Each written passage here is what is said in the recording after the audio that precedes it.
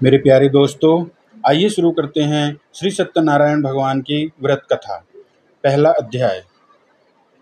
एक समय नेमिचारण्य तीर्थ में शौनकादि 88,000 ऋषियों ने श्री सूत जी से पूछा, हे प्रभु, इस कलयुग में वेद विद्या रहित मनुष्यों को प्रभु भक्ति किस प्रकार मिलेगी तथा उनका उद्धार कैसे होगा। इसीलिए हे मुनि श्रेष्ठ, कोई ऐसा तप कहिए जिससे थोड़े समय में पुण्य प्राप्त होवे तथा मनवांछित फल मिले। वह कथा सुनने की हमारी इच्छा है। सर्वशास्त्र ज्ञाता श्री सूत जी बोले, हे वैष्णव में पूज्य, आप सबने प्राणियों के हित की बात पूछी है। अब मैं उस श्रेष्ठ व्रत को आप लोगों से कहूँगा जिस व्रत को नारद जी ने श्री लक्ष्मी नारायण जी से पूछा था और लक्ष्मीपति ने मुनि श्रेष्ठ नारद से कहा था। सो ध्यान से सुनो। एक समय योगी राज नारद जी दूसरों के हित की इच्छा से अनेक लोकों में घूमते हुए मृत्यु लोक में आ पहुँचे। यहाँ अनेक योनियों में जन्मे हुए प्राय सभी मनुष्यों को अपने कर्मों द्वारा अनेकों दुखों से पीड़ित देखकर सोचा, किस यत्न के करने से निश्चय ही प्राणियों के दुखों का नाश हो सकेगा। ऐसा मन में सोचकर विष्णु लोक को गए। वहाँ श्वेत वर्ण और 4 भुजाओं वाले देवों के ईश नारायण को देखकर, जिनके हाथों में शंख चक्र गदा और पद्म थे तथा वरमाला पहने हुए थे, स्तुति करने लगे। हे भगवान, आप अत्यंत शक्ति से संपन्न हैं। मन तथा वाणी भी आपको नहीं पा सकती। आपका आदि मध्य और अंत नहीं है। निर्गुण स्वरूप सृष्टि के आदिभूति व भक्तों के दुखों को नष्ट करने वाले हो। आपको मेरा नमस्कार है। नारद जी ने इस प्रकार की स्तुति सुनकर भगवान बोले, हे मुनिश्रेष्ठ, आपके मन में क्या है? आपका किस काम के लिए आगमन हुआ है? निसंकोच कहो। तब नारद मुनि बोले, मृत्यु लोक में सब मनुष्य जो अनेक योनियों में पैदा हुए हैं, अपने अपने कर्मों के द्वारा अनेक प्रकार के दुखों से दुखी हो रहे हैं। हे नाथ, मुझ पर दया रखते हो तो बतलाइए कि उन मनुष्यों के सब दुख थोड़े से ही प्रयत्न से कैसे दूर हो सकते हैं। श्री भगवान जी बोले, हे नारद, मनुष्यों की भलाई के लिए तुमने बहुत अच्छी बात पूछी है। जिस काम के करने से मनुष्य मोह से छूट जाता है, वह मैं कहता हूँ, सुनो। बहुत पुण्य देने वाला स्वर्ग तथा मृत्यु लोक दोनों में दुर्लभ एक उत्तम व्रत है। आज मैं प्रेम बस होकर तुमसे कहता हूँ। सत्यनारायण का यह व्रत अच्छी तरह विधि पूर्वक करके मनुष्य आयु पर्यंत यहाँ सुख भोग कर मरने पर मोक्ष को प्राप्त होता है। श्री भगवान के वचन सुनकर नारद मुनि बोले कि उस व्रत का फल क्या है, क्या विधान है और किसने यह व्रत किया है और किस दिन यह व्रत करना चाहिए, विस्तार से कहिए। भगवान बोले, दुख शोक आदि को दूर करने वाला, धन धान्य को बढ़ाने वाला, सौभाग्य तथा संतान को देने वाला यह व्रत सब स्थानों पर विजय करने वाला है। भक्ति और श्रद्धा के साथ किसी भी दिन मनुष्य श्री सत्यनारायण की शाम के समय ब्राह्मणों और बंधुओं के साथ धर्मपरायण होकर पूजा करे। भक्ति भाव से नैवेद्य, केले का फल, घी, दूध और गेहूं का चूर्ण सवाया लेवे। गेहूं के अभाव में साठी का चूर्ण, शक्कर तथा गुड़ ले ले और सब भक्षण योग्य पदार्थ जमा करके भगवान के समर्पण कर देवे तथा बंधुओं सहित ब्राह्मणों को भोजन करावे। पश्चात स्वयं भोजन करे, नृत्य गीत आदि का आचरण कर सत्यनारायण भगवान का स्मरण करता हुआ समय व्यतीत करे। इस तरह व्रत करने पर मनुष्यों की इच्छा निश्चय पूरी होती है। विशेषकर कली काल में भूमि पर यही मोक्ष का सरल उपाय है। बोलिए श्री सत्यनारायण भगवान की जय हो। पहला अध्याय समाप्त।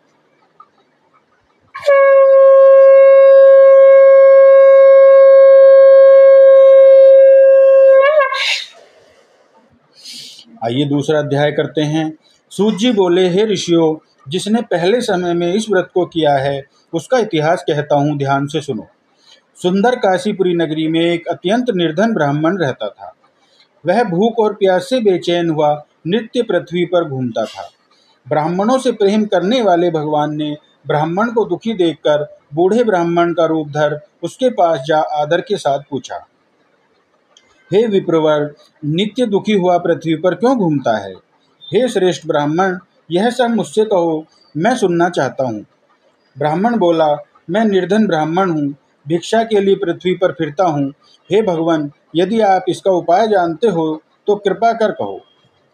वृद्ध ब्राह्मण बोला कि सत्यनारायण भगवान मनवांछित फल देने वाले हैं, इसलिए हे ब्राह्मण, तू उनका पूजन कर, जिसके करने से मनुष्य सब दुखों से मुक्त होता है। ब्राह्मण को व्रत का सारा विधान बतलाकर बूढ़े ब्राह्मण का रूप धारण करने वाले सत्यनारायण भगवान अंतर्ध्यान हो गए। जिस व्रत को वृद्ध ब्राह्मण ने बतलाया है मैं उसको करूँगा, यह निश्चय करने पर उसे रात में नींद भी नहीं आई।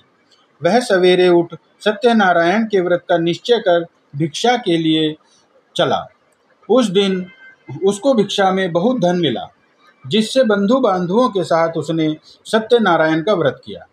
इसके करने से वह ब्राह्मण सब दुखों से छूटकर अनेक प्रकार की संपत्तियों से युक्त हुआ। उस समय से वह ब्राह्मण हर मास व्रत करने लगा। इस तरह सत्यनारायण भगवान के व्रत को जो करेगा वह सब पापों से छूटकर मोक्ष को प्राप्त होगा। आगे जो पृथ्वी पर सत्यनारायण का व्रत करेगा वह मनुष्य सब दुखों से छूट जाएगा। इस तरह नारद जी ने नारायण का कहा हुआ यह व्रत मैंने तुमसे कहा। हे विप्रो, मैं अब और क्या कहूँ? ऋषि बोले, हे मुनीश्वर, संसार में इस ब्राह्मण से सुनकर किस किसने इस व्रत को किया, हम वह सब सुनना चाहते हैं। इसके लिए हमारे मन में श्रद्धा है। सूत जी बोले, हे मुनियों, जिसने इस व्रत को किया है वह सब सुनो। एक समय ब्राह्मण धन और ऐश्वर्य के अनुसार बंधु बांधवों के साथ व्रत करने को तैयार हुआ। उसी समय एक लकड़ी बेचने वाला बूढ़ा आदमी आया और बाहर लकड़ियों को रखकर ब्राह्मण के मकान में गया। प्यास से दुखी लकड़हारा उनको व्रत करते देखकर ब्राह्मण को नमस्कार कर कहने लगा कि आप यह क्या कर रहे हैं और इसके करने से क्या फल मिलता है, कृपा करके मुझसे कहो। ब्राह्मण ने कहा, सब मनोकामनाओं को पूर्ण करने वाला यह सत्यनारायण भगवान का व्रत है। इसकी ही कृपा से मेरे यहाँ धन धान्य आदि की वृद्धि हुई है। ब्राह्मण से इस व्रत के बारे में जानकर लकड़हारा बहुत प्रसन्न हुआ, चरणामृत ले और प्रसाद खाने के बाद अपने घर को गया। लकड़हारे ने अपने मन में इस प्रकार का संकल्प लिया कि आज ग्राम में लकड़ी बेचने से जो धन मिलेगा उसी से सत्यनारायण देव का उत्तम व्रत करूंगा। यह मन में विचार कर वह बूढ़ा आदमी लकड़ियां अपने सिर पर रखकर जिस नगर में धनवान लोग रहते थे वह ऐसे सुंदर नगर में गया। उस रोज वहां उसे उन लकड़ियों का दाम पहले दिनों से चौगुना मिला। तब वह बूढ़ा लकड़हारा दाम ले और अति प्रसन्न होकर पक्के केले की फली, शक्कर, घी, दूध, दही और गेहूं का चून इत्यादि सत्यनारायण भगवान के व्रत की कुल सामग्रियों को लेकर अपने घर गया।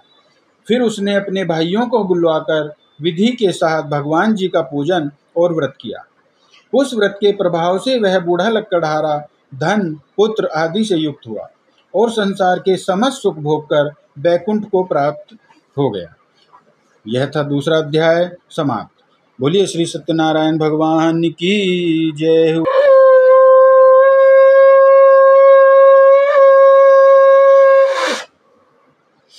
आइए सुनते हैं तीसरा अध्याय। सूत जी बोले, हे श्रेष्ठ मुनियों, अब आगे की कथा कहता हूँ, सुनो। पहले समय में उल्का मुख नाम का एक बुद्धिमान राजा था। वह सत्यवक्ता और जितेंद्रिय था। प्रतिदिन देव स्थानों पर जाता तथा गरीबों को धन देकर उनके कष्ट दूर करता था। उसकी पत्नी कमल के समान मुखवाली और सती साध्वी थी। भद्रशिला नदी के तट पर उन दोनों ने श्री सत्यनारायण का व्रत किया। उस समय में वहां एक साधु वेश्या आया। उसके पास व्यापार के लिए बहुत सा धन था। वह नाव को किनारे पर ठहराकर राजा के पास आ गया और राजा को व्रत करते हुए देखकर विनय के साथ पूछने लगा, हे राजन, भक्ति युक्त चित्त से यह आप क्या कर रहे हैं? मेरी सुनने की इच्छा है, सो आप यह मुझे बताइए। राजा बोला, हे साधु, मैं अपने बंधु बांधवों के साथ पुत्र आदि की प्राप्ति के लिए महाशक्तिवान सत्यनारायण भगवान का व्रत व पूजन कर रहा हूँ। राजा के वचन सुनकर साधु आदर से बोला, हे राजन, मुझसे इसका सब विधान कहो। मैं भी आपके कथनानुसार इस व्रत को करूँगा। मेरे भी कोई संतान नहीं है और इससे निश्चय ही होगी। राजा ने सब विधान सुन व्यापार से निर्वत हो वह आनंद के साथ घर गया। साधु ने अपनी स्त्री से संतान देने वाले उस व्रत का समाचार सुनाया और कहा कि जब मेरे संतान होगी तब मैं इस व्रत को करूंगा। साधु ने ऐसे वचन अपनी स्त्री लीलावती से कहे। एक दिन उसकी स्त्री लीलावती पति के साथ आनंदित हो संसारिक धर्म में प्रवृत्त होकर सत्यनारायण भगवान की कृपा से गर्भवती हो गई तथा 10वें महीने में उसके एक सुंदर कन्या का जन्म हुआ। दिनों दिन वह इस तरह बढ़ने लगी जैसे शुक्ल पक्ष का चंद्रमा बढ़ता है। कन्या का नाम कलावती रखा गया। तब लीलावती ने मीठे शब्दों में अपने पति से कहा कि जो आपने संकल्प किया था कि भगवान का व्रत करूंगा, अब आप उसे करिए। साधु बोला, हे प्रिय, इसके विवाह पर करूंगा। इस प्रकार अपनी पत्नी को आश्वासन दे वह नगर को गया। कलावती पितृगृह में वृद्धि को प्राप्त हो गई। साधु ने जब नगर में सखियों के साथ अपनी पुत्री को देखा तो तुरंत दूत बुलाकर कहा कि पुत्री के वास्ते कोई सुयोग्य वर देख कर लाओ। साधु की आज्ञा पाकर दूत कंचन नगर पहुंचा और वहां पर बड़ी खोज और देखभाल कर लड़की के लिए सुयोग्य वाणिक पुत्र को ले आया। उस सुयोग्य लड़के को देखकर साधु ने अपने बंधु बांधवों सहित प्रसन्नचित्त अपनी पुत्री का विवाह उसके साथ कर दिया, किंतु दुर्भाग्य से विवाह के समय भी उस व्रत को करना भूल गया। तब श्री भगवान क्रोधित हो गए और श्राप दिया कि तुम्हें दारुण दुख प्राप्त होगा। अपने कार्य में कुशल साधु बनिया जामाता सहित समुद्र के समीप स्थित रतनपुर नगर में गया और वहां दोनों ससुर जमाई चंद्रकेतु राजा के उस नगर में व्यापार करने लगे। एक रोज भगवान सत्यनारायण की माया से प्रेरित कोई चोर राजा का धन चुराकर भागा जा रहा था, किंतु राजा के दूतों को आता देखकर चोर ने घबराकर भागते हुए राजा के धन को वहीं चुपचाप रख दिया जहां वो ससुर जमाई ठहरे हुए थे। जब दोनों ने उस साधु वेश्य के पास राजा के धन को रखा देखा तो वे दोनों को बांधकर ले गए और प्रसन्नता से दौड़ते हुए राजा के समीप जाकर बोले, यह 2 चोर पकड़कर हम लाए हैं, देखकर आज्ञा दें। तब राजा की आज्ञा से उनको कठोर कारावास में डाल दिया और उनका सब धन छीन लिया। सत्यनारायण भगवान के शाप द्वारा उनकी पत्नी भी घर पर बहुत दुखी हुई और घर पर जो धन रखा था चोर चुरा कर ले गए। शारीरिक व मानसिक पीड़ा तथा भूख प्यास से अति दुखित हो अन्न की चिंता में कलावती एक ब्राह्मण के घर गई। वहां उसने सत्यनारायण भगवान का व्रत होते देखा। फिर कथा सुनी तथा प्रसाद ग्रहण कर रात को घर आई। माता ने कलावती से कहा, हे पुत्री, अब तक कहाँ रही, वह तेरे मन में क्या है? कलावती बोली, हे माता, मैंने एक ब्राह्मण के घर श्री सत्यनारायण भगवान का व्रत देखा है। कन्या के वचन सुनकर लीलावती भगवान के पूजन की तैयारी करने लगी। लीलावती ने परिवार और बंधुओं सहित श्री सत्यनारायण भगवान का पूजन किया और वह वर मांगा कि मेरे पति और दामाद शीघ्र आ जाएंगे। साथ ही प्रार्थना की कि हम सबका अपराध क्षमा करो। सत्यनारायण भगवान इस व्रत से संतुष्ट हो गए और राजा चंद्रकेतु को स्वप्न में दर्शन देकर कहा, हे राजन, दोनों वैश्यों को प्रातः ही छोड़ दो और उनका सब धन जो तुमने ग्रहण किया है दे दो, नहीं तो मैं तेरा धन, राज्य, पुत्र आदि सब नष्ट कर दूंगा। राजा से ऐसे वचन कहकर भगवान अंतर ध्यान हो गए। प्रातः काल राजा चंद्रकेतु ने सभा में अपना स्वप्न सुनाया। फिर दोनों वाणिक पुत्रों को कैद से मुक्त कर सभा में बुलाया। दोनों ने आते ही राजा को नमस्कार किया। राजा मीठे वचनों में बोला, हे महानुभाव, भावीवश ऐसा कठिन दुख प्राप्त हुआ है, अब तुम्हें कोई भय नहीं। ऐसा कहकर राजा ने उनको नए नए वस्त्र आभूषण पहनाए तथा उनका जितना धन लिया था उससे दूना धन देकर आदर सहित विदा किया। दोनों वेश्य अपने घर को चल दिए। 3रा अध्याय समाप्त।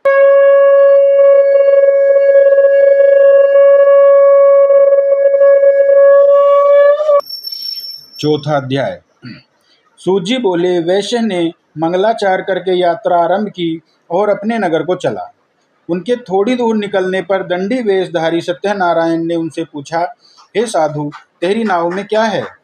अभिमानी वाणिक हंसता हुआ बोला, हे दंडी, आप क्यों पूछते हो? क्या धन लेने की इच्छा है? मेरी नाव में तो बेल और पत्र भरे हैं। वेश्य का कठोर वचन सुनकर भगवान ने कहा, तुम्हारा वचन सत्य हो। दंडी ऐसा कहकर वहां से दूर चले गए। और कुछ दूर जाकर समुद्र के किनारे बैठ गए।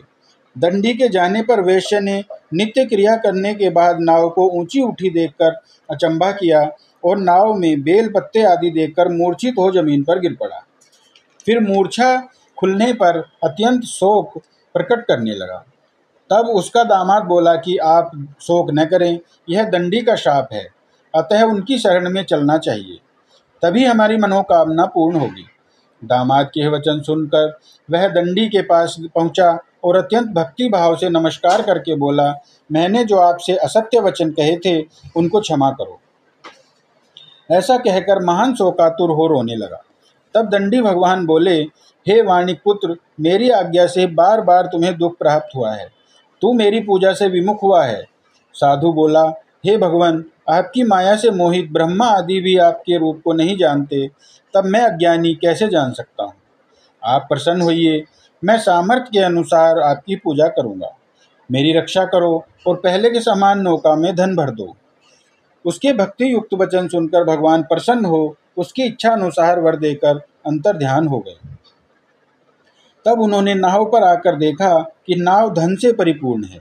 फिर वह भगवान सत्यनारायण का पूजन कर साथियों सहित अपने नगर को चला। अब अपने नगर के निकट पहुंचा, तब दूत को घर भेजा। दूत ने साधु के घर जा उसकी स्त्री को नमस्कार कर कहा कि साधु अपने दामाद सहित इस नगर के समीप आ गए हैं। ऐसा वचन सुन साधु की स्त्री ने बड़े हर्ष के साथ सत्यदेव का पूजन कर पुत्री से कहा, मैं अपने पति के दर्शन को जाती हूँ, तू कार्य पूर्ण कर शीघ्र आ। माता के ऐसे वचन सुनकर कलावती प्रसाद छोड़कर पति के पास गई। प्रसाद की अवज्ञा के कारण सत्यदेव ने रुष्ट हो उसके पति को नाव सहित पानी में डुबो दिया। कलावती अपने पति को न देखकर रोती हुई जमीन पर गिर गई। इस तरह नौका को डूबा हुआ तथा कन्या को रोता देख साधु दुखित हो बोला, हे प्रभु, मुझसे या मेरे परिवार से जो भूल हुई है उसे क्षमा करो। उसके दीन वचन सुनकर सत्यदेव प्रसन्न हो गए और आकाशवाणी हुई, हे साधु, तेरी कन्या मेरे प्रसाद को छोड़कर आई है, इसीलिए इसका पति अदृश्य हुआ है। यदि वह घर जाकर प्रसाद खाकर लौटे तो इसे अपने पति अवश्य मिलेंगे। ऐसी आकाशवाणी सुनकर कलावती ने घर पहुंचकर प्रसाद खाया, फिर आकर पति के दर्शन किए। तत्पश्चात साधु ने बंधु बांधवों सहित सत्यदेव का विधि पूर्वक पूजन किया। उस दिन से वह पूर्णिमा को सत्यनारायण का पूजन करने लगा। फिर इस लोक का सुख भोग कर अंत में स्वर्ग लोक को गया। चौथा अध्याय समाप्त।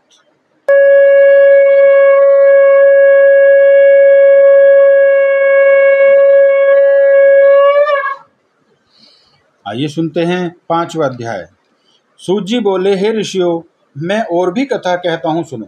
प्रजा पालन में लीन तुंगध्वज नाम का एक राजा था। उसने भी भगवान का प्रसाद त्याग कर बहुत दुख पाया। एक समय वन में जाकर वन्य पशुओं को मारकर बड़ के पेड़ के नीचे आया। वहां उसने ग्वालों को भक्ति भाव से बांधुओं सहित सत्यनारायण जी का पूजन करते देखा।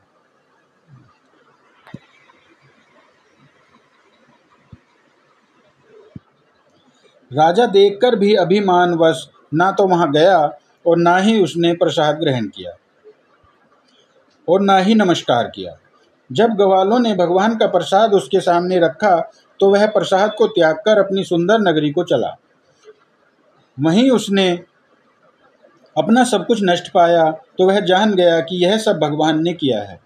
तब वह विश्वास कर ग्वालों के समीप गया और विधि पूर्वक पूजन कर प्रसाद खाया तो सत्यदेव की कृपा से पहले जैसा था वैसा ही हो गया। फिर दीर्घकाल तक सुख भोग कर मरने पर स्वर्गलोक को गया। जो मनुष्य इस परम दुर्लभ व्रत को करेगा, भगवान की कृपा से उसे धन धान्य की प्राप्ति होगी। निर्धन धनी और बंदी बंधन से मुक्त होकर निर्भय हो जाता है। संतानहीनों को संतान प्राप्ति होती है तथा सब मनोरथों को पूर्ण होकर अंत में बैकुंठ धाम को जाता है। जिन्होंने पहले इस व्रत को किया, अब उनके दूसरे जन्म की कथा कहता हूँ। वृद्ध शतानंद ब्राह्मण ने सुदामा का जन्म लेकर मोक्ष को पाया। उल्का मुख नाम का राजा दशरथ होकर बैकुंठ को प्राप्त हुआ। साधु नाम के वैश्य ने मोर ध्वज बनकर अपने पुत्र को आरे से चीरकर मोक्ष को प्राप्त किया। महाराज तुंगध्वज ने स्वयं भू होकर भगवान में भक्ति युक्त कर्म कर मोक्ष को प्राप्त किया। यह थी सत्यनारायण भगवान की कथा समाप्त हुई। जय श्री लक्ष्मी नारायण भगवान।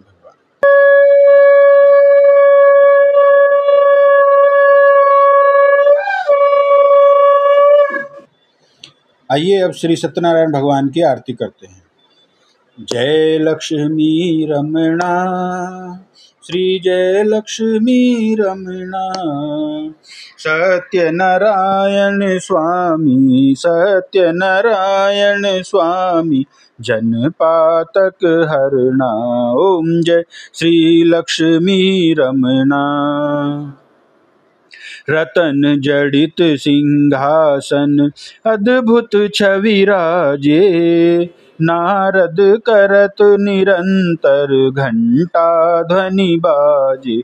ओम जय श्री लक्ष्मी रमणा। प्रकट भये कलि कारण द्विज को दरस दियो, बूढ़ा ब्राह्मण बन के कंचन महल कियो। ओम जय श्री लक्ष्मी रमणा। दुर्बल भील कराल जिन पर कृपा करी, चंद्रचूड़ एक राजा तिनकी विपत्ति हरी। ओम जय श्री लक्ष्मी रमणा। वेश्य मनोरथ पायो श्रद्धा तज दीनी, सो फल भोग्यो प्रभु जी फिर स्तुति कीनी। ओम जय श्री लक्ष्मी रमणा।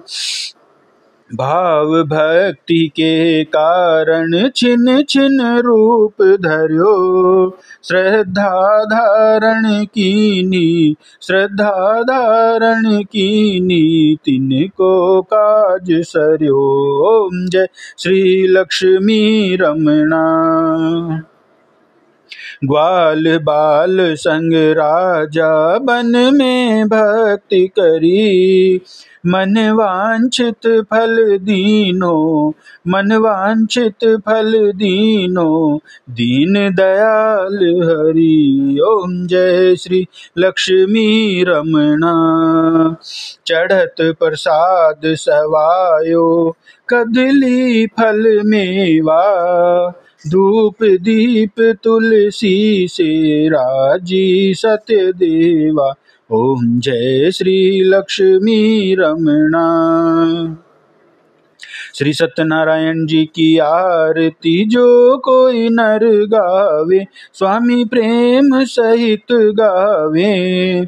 कहत शिवानंद स्वामी, कहत हरि हर स्वामी, मन वांछित फल पावे, सुख समृद्धि पावे। ओम जय श्री लक्ष्मी रमणा। तो भक्तों, यह थी सत्यनारायण भगवान की कथा। कैसी लगी आपको, यह आप कमेंट बॉक्स में लिखिए। चैनल को सब्सक्राइब कीजिए, लाइक कीजिए। जय श्री लक्ष्मी नारायण।